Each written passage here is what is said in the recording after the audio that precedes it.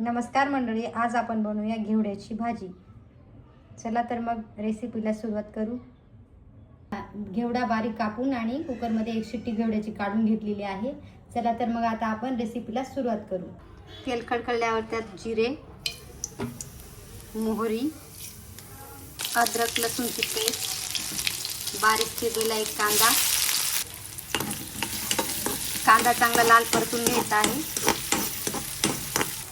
बारीक चिरलेला एक टोमॅटो,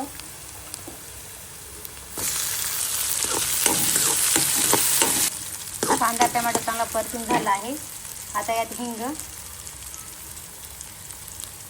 गरम मसाला,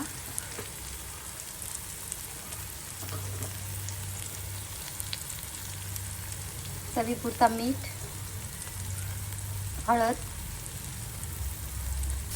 मसाला चांगला परतून झाल्यावर आता त्यात वाफवलेला घेवडा टाकून घ्यायचा आपल्याला।